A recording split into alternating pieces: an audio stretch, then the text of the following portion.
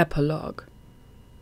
August 6th of the year, 11,945.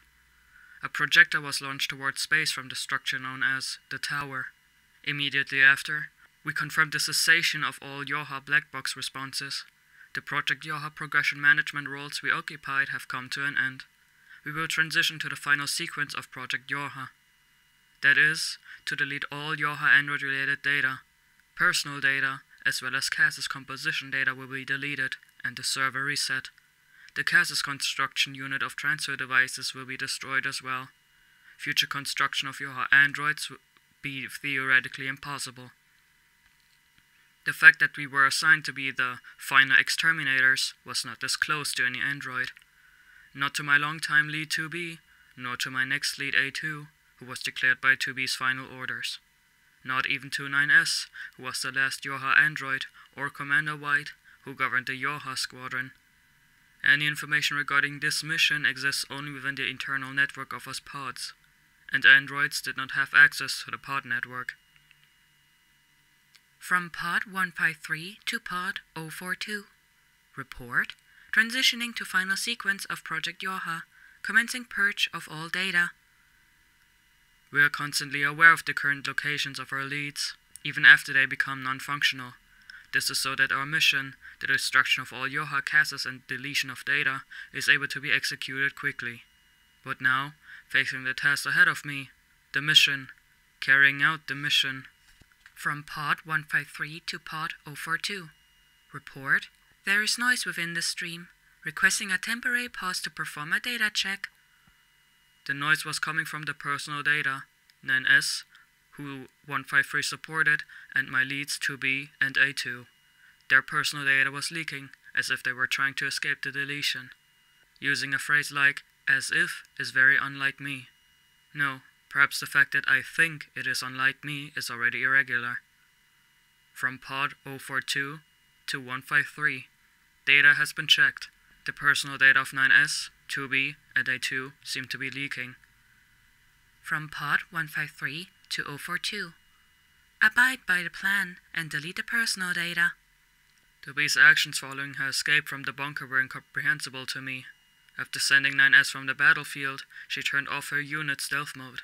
In other words, she became the decoy.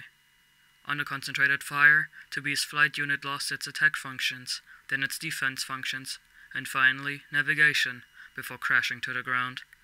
While 2B had managed to escape mere seconds before the impact, her Cassis was fatally damaged, and the logic rise infection was severe.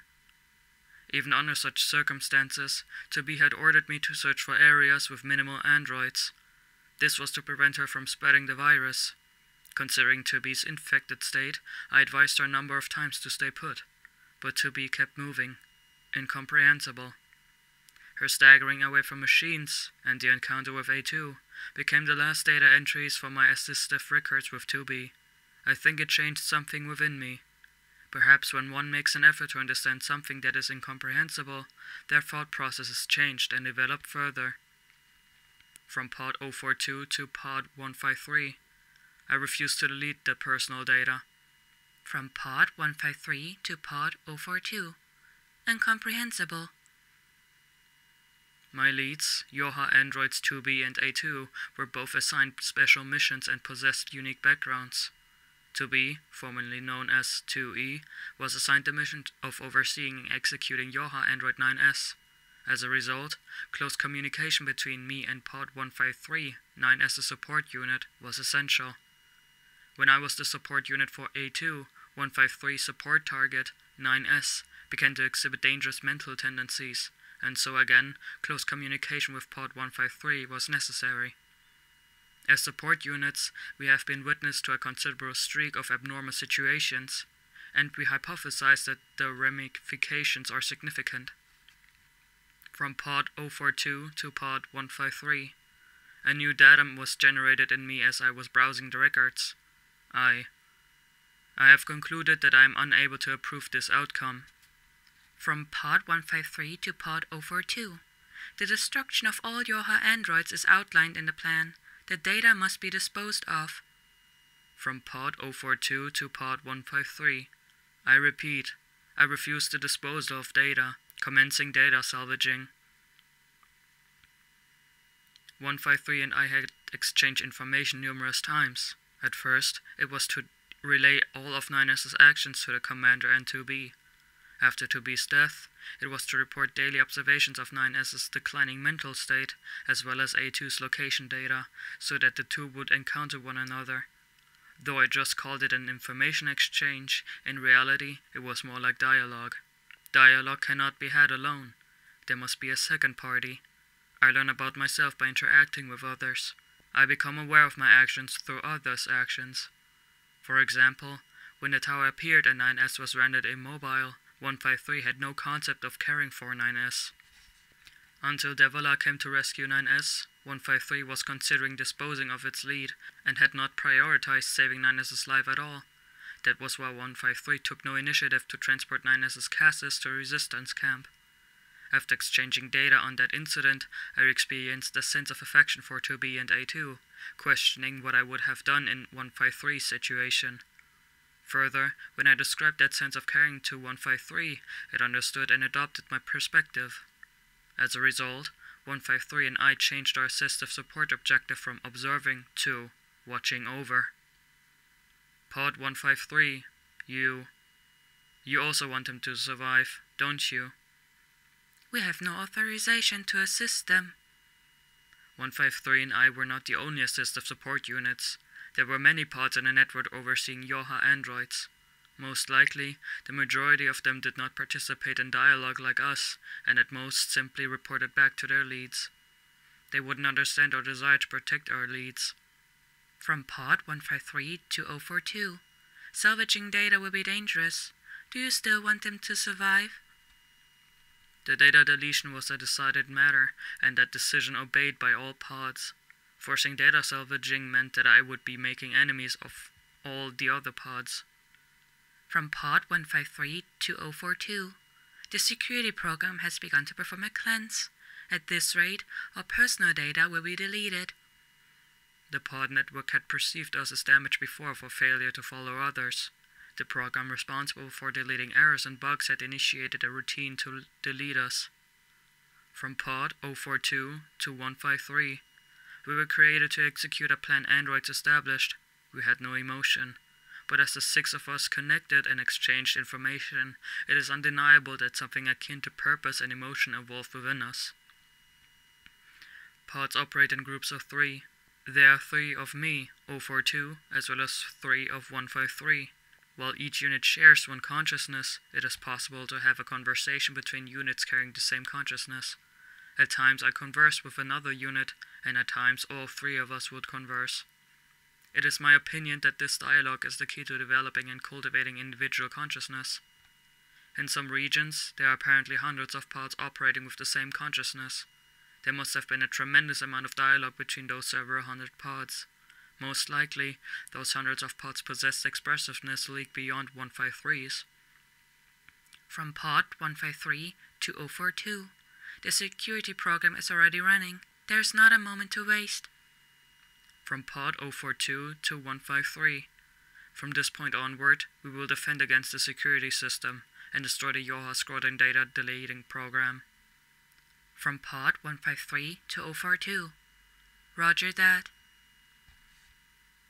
Invading the pod network and destroying the deletion program. That was our declaration of war against all the pods that existed on the face of the Earth. We would not only have to break through the security walls within the network, but also fend off physical attacks from the other pods. Just as 153 had said, the operation was accompanied by danger. And yet, we still wish to save our leads. No, to protect them. Sacrificing the self to protect. How uncanny our actions resemble those of androids. Perhaps, just like the androids that were created by humans, we were unable to escape the influence of our creators, the androids. Pod 153, don't die. The concept of death is not necessary for us assistive support units, but I express gratitude for your consideration. Don't die as well, Pod 042. Yeah. I continued the destruction of the deletion program while being hit by long-range attacks from multiple pods. One unit handled the physical attacks as the other 2 delved into the program and worked on destroying it. It was a similar situation to how 2B had deactivated her stealth mode after letting 9S escape. I felt like I was able to understand how she felt to some extent. I had no plan. I just kept attacking. Desperately. From Pod 153-2042. How are you doing? When I came to, the program was destroyed. 153 had carried me after I had broken down and become immobile. Even though 153 must have done quite a bit of work to destroy the program, all 3 of its units were unharmed.